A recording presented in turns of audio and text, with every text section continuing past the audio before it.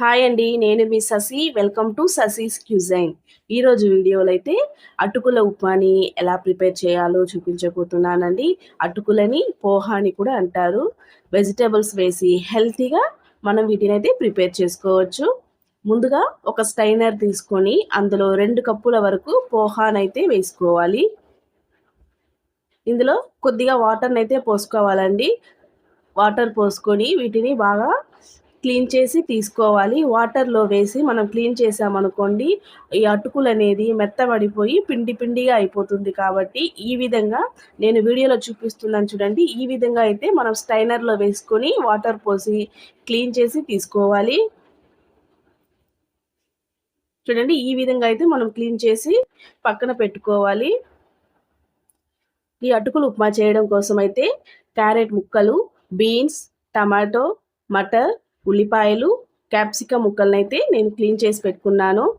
ప్యాన్‌లో 2 స్పూన్ల వరకు అయితే ఆయిల్ పోసుకొని, ఆయిల్ వేడయ్యాక ఇందులో 1 స్పూన్ ఆవాలు, 1 స్పూన్ జీలకర్ర, 2 స్పూన్ల వరకు పల్లీలు, 1 స్పూన్ పచ్చెనగపప్పు, 1 స్పూన్ మినపప్పు వేసుకొని 2 నిమిషాల పాటు లో టు మీడియం ఫ్లేమ్‌లోనే వీటిని మంచిగా ఫ్రై చేసుకోవాలి. ఈ విధంగా ఫ్రై అయిన తర్వాత ఇందులో 2 పచ్చిమిర్చిని ఈ విధంగా చించి వేసుకోవాలండి.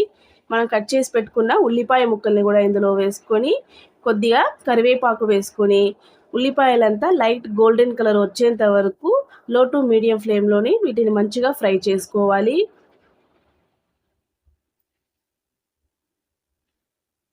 ఉల్లిపాయలంతా లైట్‌గా ఫ్రై అయింది కదా! ఇందులో మనం కట్ చేసి పెట్టుకున్న బీన్స్ ముక్కలు, క్యారెట్, క్యాప్సికమ్,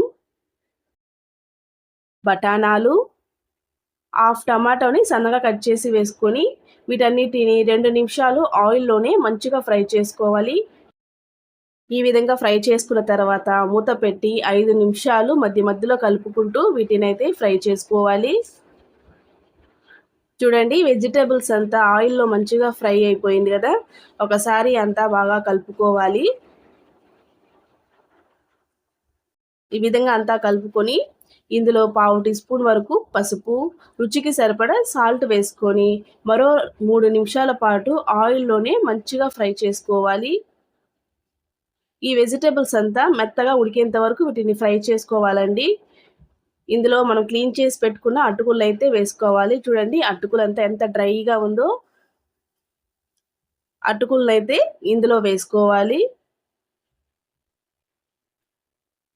ఈ వెజిటబుల్స్ అటుకులంతా బాగా కలిసేలాగా బాగా 2 నిమిషాలు లో ఫ్లేమ్‌లోనే కలుపుకోవాలండి. ఫ్లేమ్‌ని హైలో పెట్టి కలిపారనుకోండి అటుకులంతా అడుగు పట్టిపోతుంది కాబట్టి లో టు మీడియం ఫ్లేమ్‌లోనే వీటిని ఆయిల్‌లోనే మంచిగా ఫ్రై చేసుకోవాలి. ఈ విధంగా అంతా కలుపుకున్న తర్వాత మూత పెట్టి 3-4 నిమిషాల వరకు వీటినైతే మధ్య మధ్యలో కలుపుతూ ఉండాలి. చూడండి అటుకులంతా మంచిగా ఫ్రై అయిపోయింది కదా! ఒకసారి అంతా బాగా కలుపుకొని ఇందులో కొద్దిగా సన్నగా తరిగిన కొత్తిమీర తరుగును కూడా వేసుకొని అంతా బాగా కలుపుకుంటే మన అటుకుల ఉప్మా అయితే రెడీ అయిపోయింది.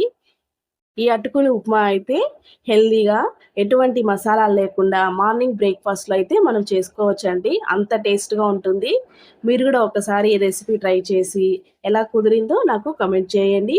ఈ వీడియో నచ్చినట్లయితే లైక్ చేసి ఫ్రెండ్స్ అండ్ ఫ్యామిలీకి షేర్ చేయండి. మరిన్ని వీడియోస్ కోసం శశిస్ క్యూజైని సబ్స్క్రైబ్ చేసుకోండి. Thank you.